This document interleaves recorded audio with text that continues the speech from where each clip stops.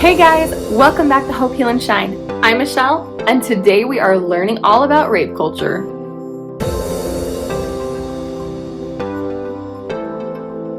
Welcome back to the channel, guys. This is our Learn Week. Today I'm going to be using a lot of sources, and everything I talk about will be linked in the description below. So check those out for more information. Now let's dive in with our first source, which is a definition about rape culture. Rape culture is a societal concept for a setting in which rape is pervasive and normalized due to societal attitudes about gender and sexuality.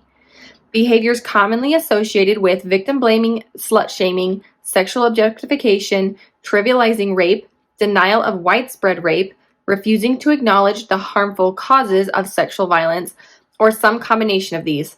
It is associated with rape fantasy and rape pornography. Now, I've actually heard a lot of arguments over the years that we don't live in a society where rape culture is a thing, because when people hear the word rape, they instantly condemn it. Whereas in other countries, that's something that's completely normalized and even legal.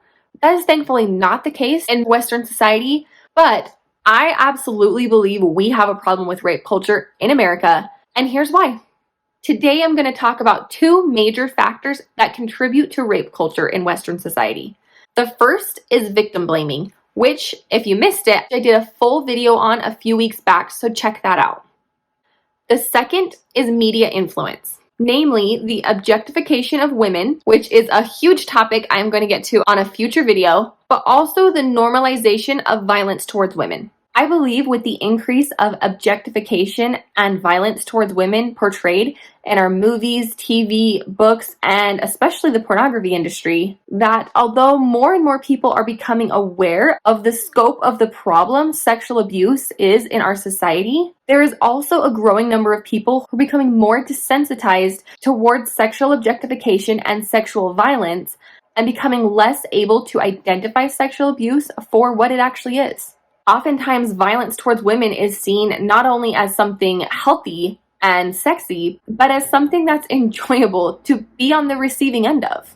Reading a quote from an article on fightthenewdrug.org, it says, "It is no secret that much of porn is violent, but many people don't understand the extent in which porn's underlying message influences behavior. Porn is full of people, particularly women, being disrespected, coerced, and physically and verbally abused.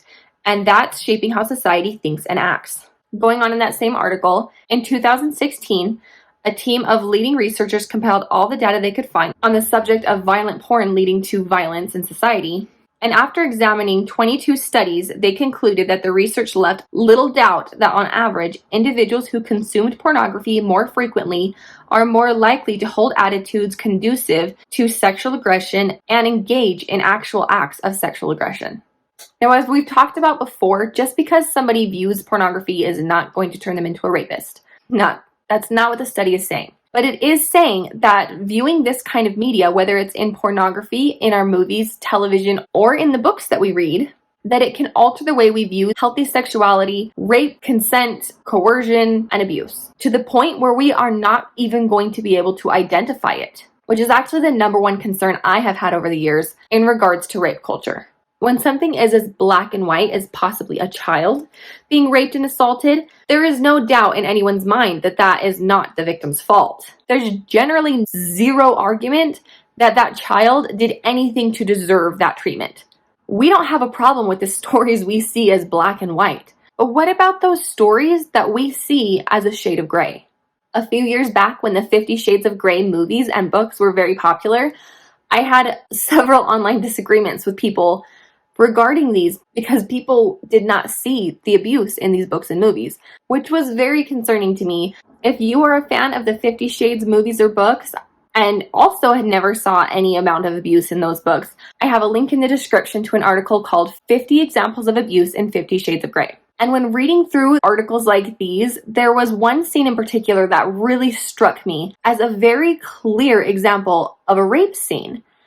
And yet when I talk to people, even women who are such strong advocates for women's rights and speaking out against sexual violence, they did not see this scene as a rape scene because in the book it is not labeled that way. It's labeled as a love scene. And how terrifying is that? That all we have to do now is relabel something, replacing a horrifying word like rape with a word that makes everyone feel good, like love. And then it doesn't matter what happens in the scene, as long as it's labeled that way, that's how we're going to see it. Unless you know what rape actually looks like. Then moments like that are actually very triggering, and you're sitting back thinking, why are people okay with this?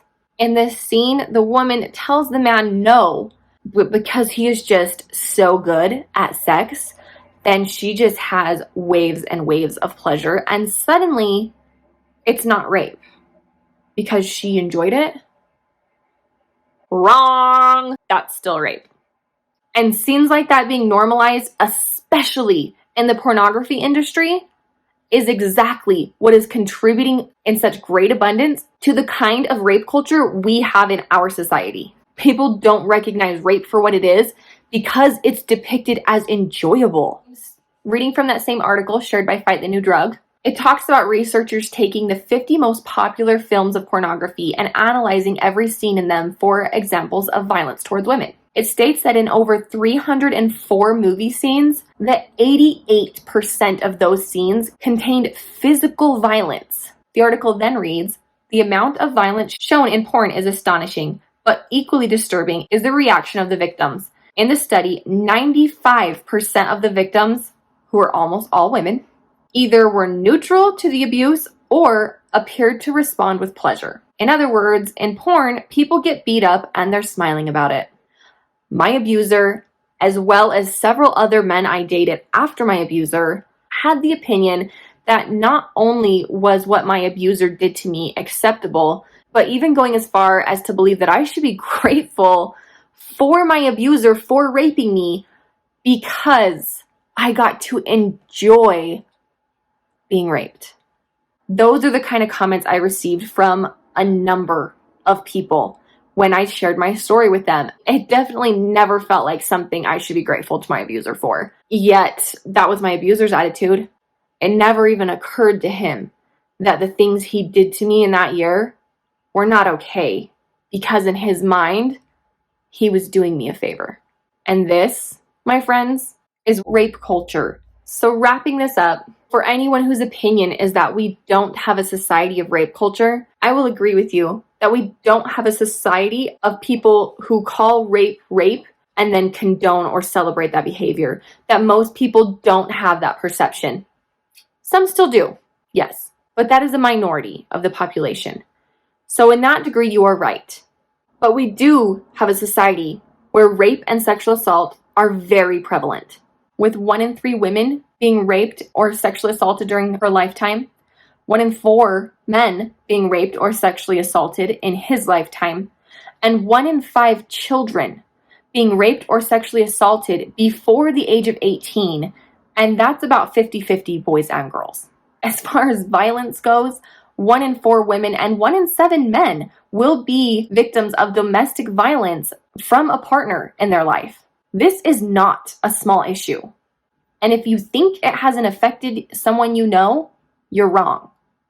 So many people are afraid to come out about their story because of the prevalence of rape culture in our society. They are afraid of not being believed, or they don't understand their story because we have labeled it as something good, but they know internally it was not something good, and they don't want to speak out and be shamed for that.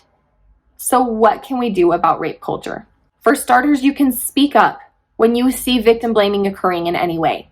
You can stand with victims and reassure them that it's not their fault. You can stop supporting movies, TV shows, books, and especially pornography that promote rape culture. We can make a difference in this regard.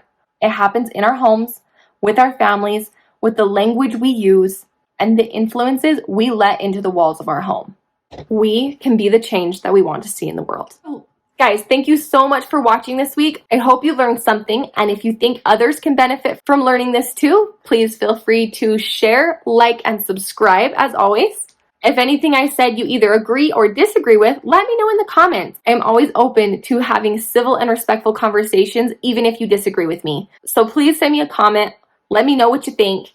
Let me know about other videos you'd like to see in the future, and I will get them on the schedule. Next week is our Hope Week. Until then, have a great week. See you Friday. Bye, guys.